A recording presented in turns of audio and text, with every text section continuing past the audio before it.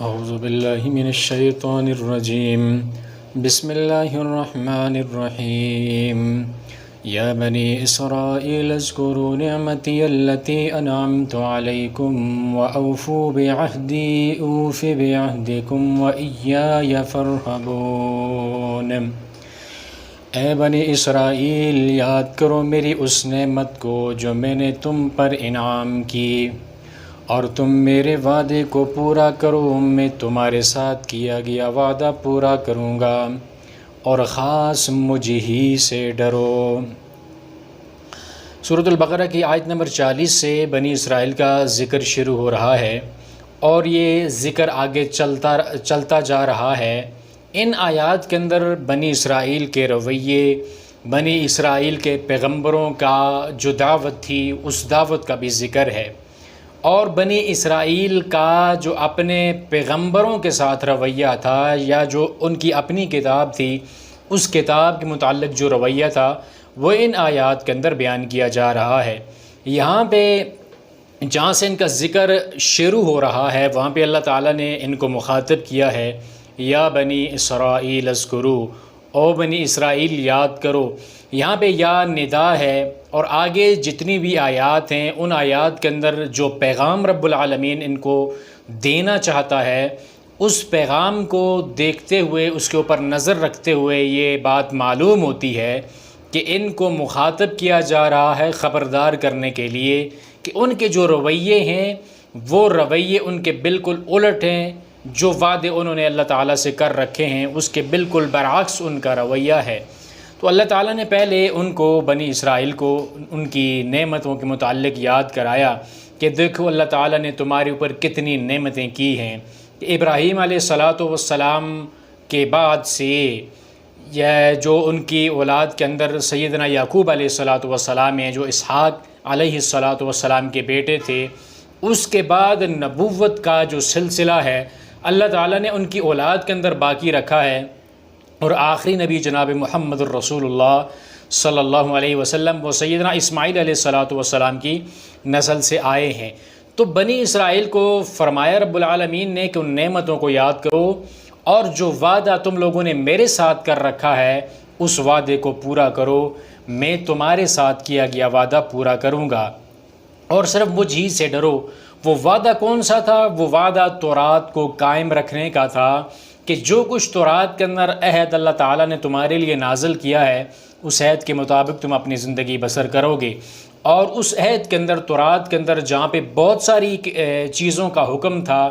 وہاں پہ آخری نبی جناب محمد صلی اللہ علیہ وسلم کے اوپر ایمان لانے کا عہد بھی اس کتاب کے اندر موجود تھا، جو کہ بائبل کے اولڈ ٹیسٹمنٹ کے اندر کتاب استثناء کا جو باب نمبر 18 ہے، اور پھر اس کا جو آیت ہے ورس وہ بھی 18 ہے، اس کے اندر اللہ تعالیٰ نے آخری نبی کی بشارت دی۔ اسی طرح غزل الغزلات جس کو سانگ آف سولومون کہتے ہیں، اس کے اندر بھی پیارے پیغمبر علیہ السلام کا ذکر موجود ہے۔ اسی طرح بک آف عزائیہ، یسایہ جس کو اردو میں بولتے ہیں، اس کے اندر بھی پیارے پیغمبر علیہ السلام کا ذکر موجود ہے۔ تو اللہ تعالیٰ نے جو تورات کے اندر ان سے عہد لے رکھا تھا آخری نبی کے آنے کے بعد اس کے اوپر ایمان لانے کا، تو پیارے پیغمبر علیہ السلام کے دور کے اندر جو بنی اسرائیل، جو ان کی نسل چلی آ رہی تھی، اس سے ان کو مخاطب کیا جا رہا ہے۔ آج تک کے جتنے بھی دنیا کے اندر یہ بنی اسرائیلی پائے جاتے ہیں ان سب کے لیے یہ خطاب عام ہے کہ اللہ تعالیٰ نے تم سے یہ عہد لیا تھا، تم اس اللہ کے ساتھ کیا ہوا وہ عہد پورا کرو، تو اللہ رب العالمین تمہیں جو تمہارے ساتھ کیا گیا عہد ہے وہ پورا کرے گا۔ وہ عہد کیا تھا کہ تم پیغمبر کی بات مانو، اس کے طریقے کے مطابق چلو، تورات کو قائم رکھو، تو اللہ تعالیٰ تمہیں کائنات کے لوگوں کے اوپر فضیلت جو ہے وہ فضیلت ہمیشہ کے لیے عطا کیے رکھے گا۔ اگر تم تورات کو قائم نہ رکھو گے، اس کے عہد کو پورا نہ کرو گے، تو پھر یہ امامت تم سے چھین لی جائے گی۔ اور ہوا بھی ایسے کہ امامت چھن کے جو سیدنا یعقوب علیہ السلام، جو اسرائیل جن کا لقب تھا، جن کی وجہ سے ان کو بنی اسرائیل کہا جاتا ہے، ان کی جو نسل آگے چلی آ رہی ہے سیدنا اسحاق علیہ السلام کی، اس نسل سے امامت کو منتقل کر دیا گیا سیدنا اسماعیل علیہ الصلاۃ والسلام کی نسل کے اندر، اور اس کا صحرا امام الانبیاء جناب محمد الرسول اللہ صلی اللہ علیہ وسلم کے سر کے اوپر سجایا گیا۔ تو یہ عہد انہوں نے تورات کا جو قائم رکھنا تھا، وہ تورات کا عہد انہوں نے قائم نہ رکھا۔ پھر اللہ تعالیٰ نے آیت نمبر 41 کے اندر فرمایا وَآمِنُوا بِمَا أَنزَلْتُ مُصَدِّقًا لِمَا مَعَكُمْ،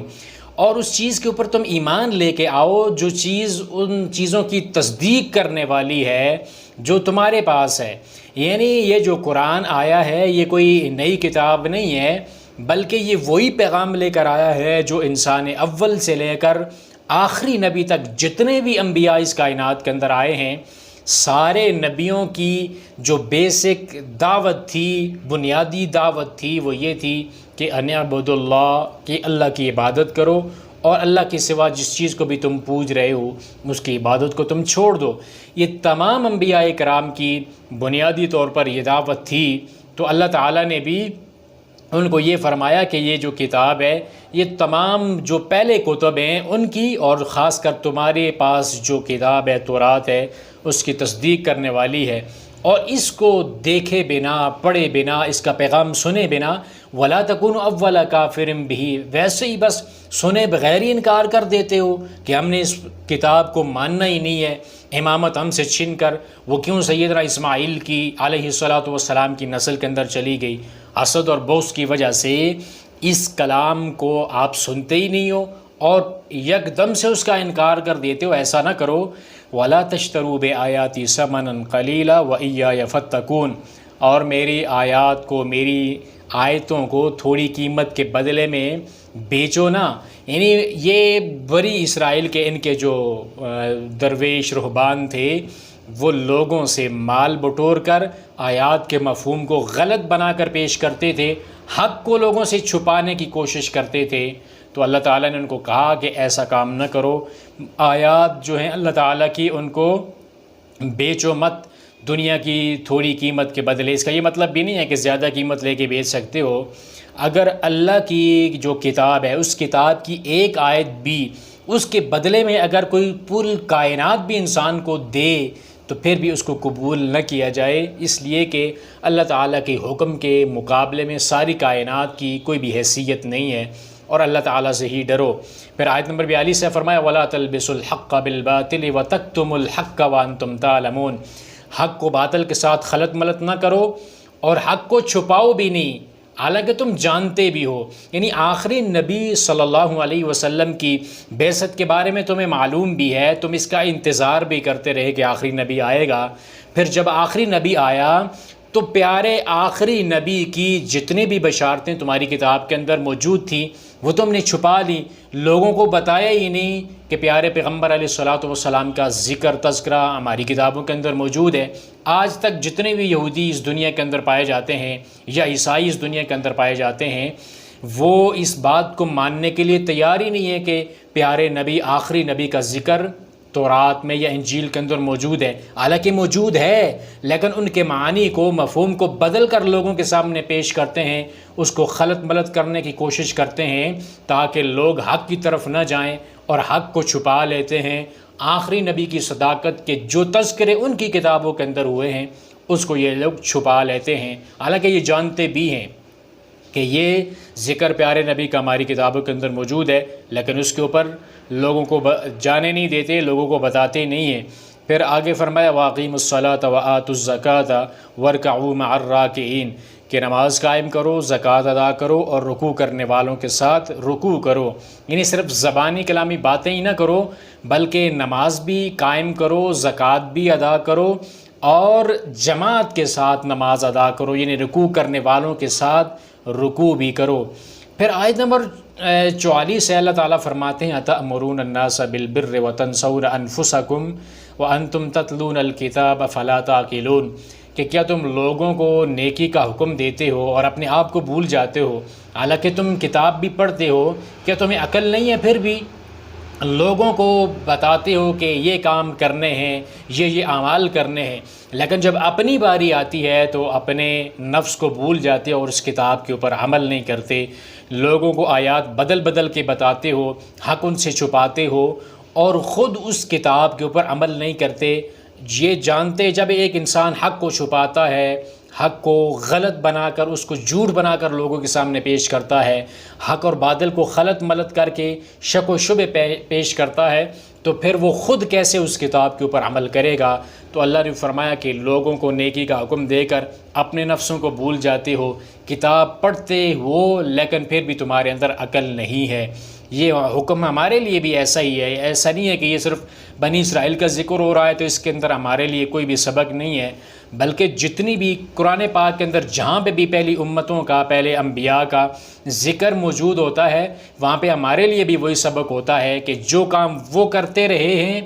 ان کے اندر جو اچھے کام ہیں وہ آپ بھی وہ اچھے کام کرو، اور جو کام ان کے اندر غلط پائے جاتے تھے آپ بھی ان کاموں سے بچنے کی کوشش کرو۔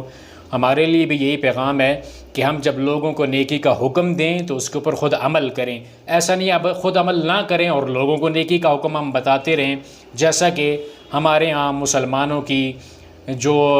دعات ہیں ان میں سے اکثریت کا یہی حال ہے، الا من رحم ربی، لیکن جس کے اوپر رب العالمین رحم و کرم کرے، اچھے لوگ بھی اس دنیا کے اندر موجود ہیں جو خود عمل کرتے ہیں اور پھر لوگوں کو بتاتے ہیں۔ تو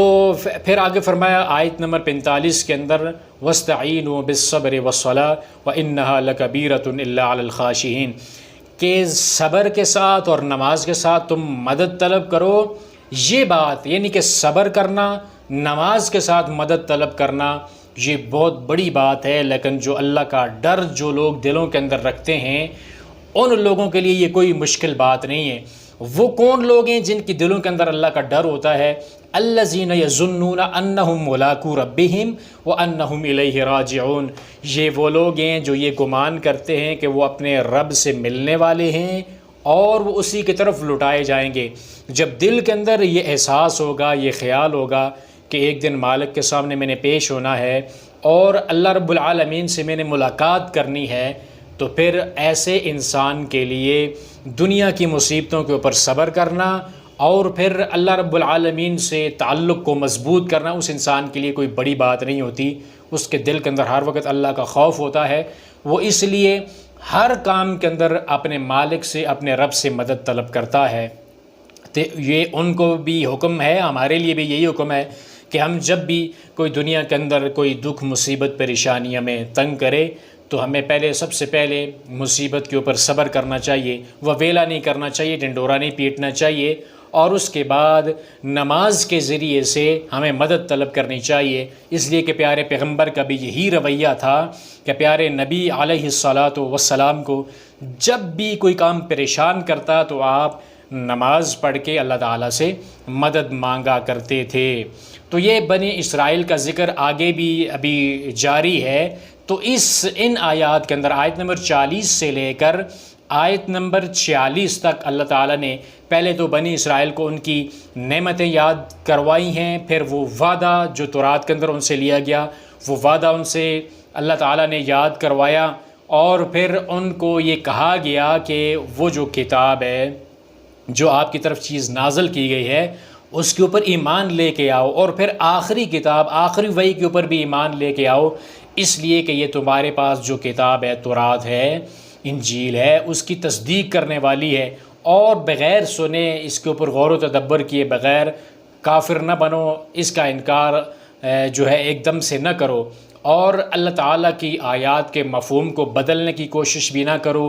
حق اور باطل کو ملا کر لوگوں کے درمیان شک اور شبہ بھی ڈالنے کی کوشش نہ کرو، اور حق کو چھپاؤ نہیں، بلکہ جو حق تورات کے اندر موجود ہے، آخری نبی کی جو بشارت اس کے اندر موجود ہے وہ لوگوں کو بتاؤ۔ یہ آپ لوگ جانتے ہو لیکن پھر بھی چھپا لیتے ہو، اور اس کے ساتھ عملی زندگی کے اندر نماز بھی آپ قائم کرو، زکوٰۃ بھی آپ ادا کرو، اور نماز باجماعت ادا کرو، اور لوگوں کو اگر نیکی کا حکم دیتے ہو تو خود بھی اس کے اوپر عمل کرو، اور جو کتاب تم پڑھ رہے ہو اس کتاب کو پڑھ کر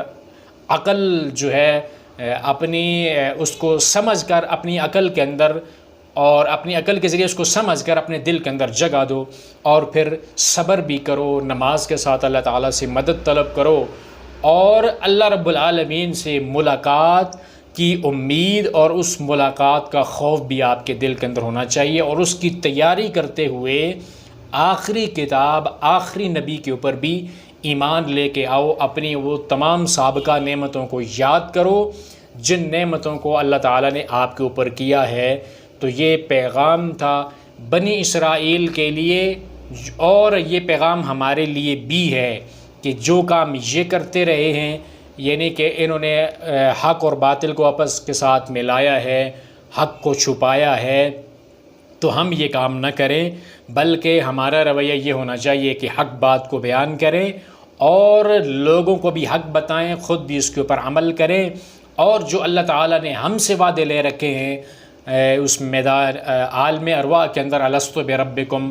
اور پھر آخری نبی جناب محمد صلی اللہ علیہ وسلم کے ذریعے جو ہمیں کتاب ملی ہے، اس کے اندر جتنے بھی وعدے اللہ تعالیٰ نے ہم سے لے رکھے ہیں، ان وعدوں کو ہم پورا کریں، ایمان اس طرح لے کے آئیں کہ سارے کے سارے ہم مکمل اسلام کے اندر داخل ہو جائیں۔ پھر نماز بھی ہم قائم کریں، زکوٰۃ بھی ادا کریں، باجماعت نماز ادا کریں، اور